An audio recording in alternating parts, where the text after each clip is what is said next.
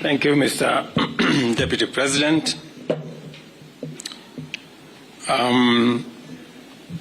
Your Excellencies, Mr. Vice President, former Prime Minister, former Vice President, the two speakers of our National Assembly and Senate, leaders of majority, fellow leaders present here. Welcome to this occasion. The National Dialogue Committee, established last year, resulted from the closing of ranks across the political divide to forge consensus on a number of priority national issues, including the reconstitution of the IEBC. Today's assent of the IEBC Amendment Bill therefore marks a significant step in the actualization of one of the recommendations of NADCO and testifies to our country's ability to navigate difficult, complex, and sometimes divisive issues that could undermine our national cohesion, undermine our stability and security if we leave it unattended. The signing of this bill paves way for the establishment of the selection panel for the appointment of IEBC commissioners. The IEBC remains a cornerstone of our democracy, responsible for overseeing regular elections at various levels, and on the overall, ensuring that our electoral cycle is managed transparently and administered in an impartial, neutral, efficient, accurate, and accountable manner. I concur with leaders who have said there must be professionalism and integrity as part of the cardinal principles of the men and women who will be charged with the responsibility of overseeing our elections. The spirit of NADCO is the spirit of unity, bipartisanship, and consensus building, values which have helped our nation overcome its most challenging moments. Even as I assent to this bill, I look forward to supporting and facilitating any other outputs of the national consensus that was NADCO to ensure that Kenya moves forward and with as many hands on deck as is possible. The leadership of Parliament, both on the majority and minority sides, have heard what the leaders here have said, and they should proceed with dispatch and expedite the other recommendations that are contained in the NADCO report and process the necessary bills and interventions that are necessary for us to actualize the output of that report. Beyond NADCO, we are currently engaged in discussions as a country about our economy.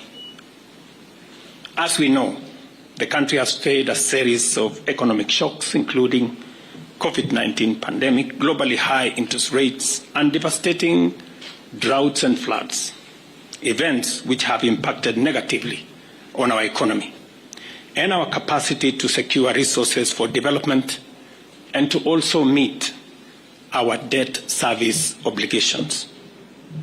In the last 2 years, we have put in our best efforts to mobilize domestic and external resources to accelerate our economic program, pull the country back from the danger of debt distress, and set us on a path of economic transformation. These efforts have strengthened the Kenya shilling, reduced fuel prices at the pump, and lowered the cost of living, including the cost of essential household commodities.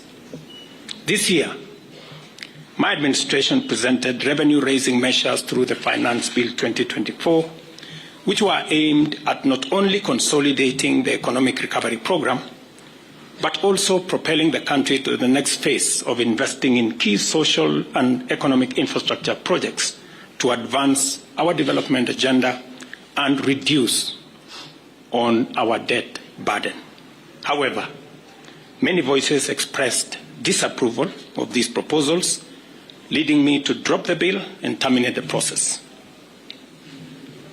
It therefore means that apart from the people of Kenya asking us to consider alternative means of raising revenue, which I agree with, there is general consensus that the country requires to confront and address long-standing priority national issues, including national debt, public expenditure, and anti-corruption measures, so as to release resources for creating opportunities, creating jobs, and creating wealth.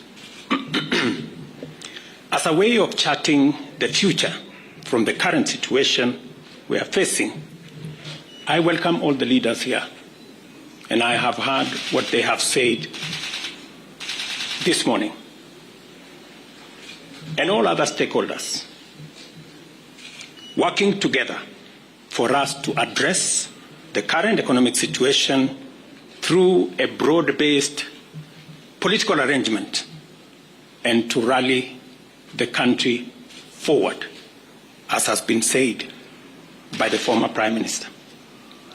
And therefore, we have yet another opportunity as a country, Kenya being the resilient people we always are, to come together and figure out the future of our country in a manner that makes sure that we address the existential challenges and threats that face our nation.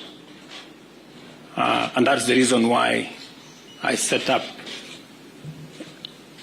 a committee to work and audit our debt, for us to interrogate our expenditure, and for us to work on anti-corruption.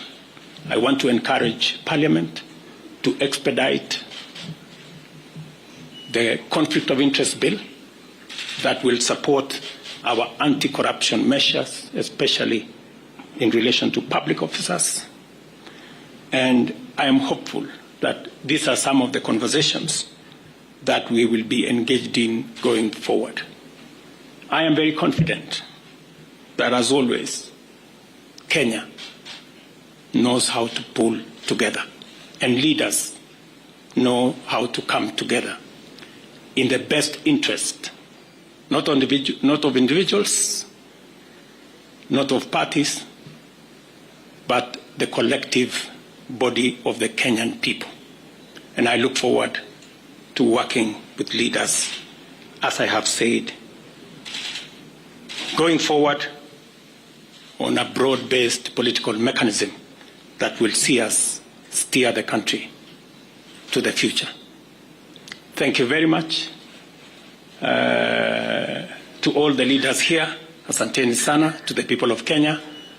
I wish you well, and God bless our great country. Asante.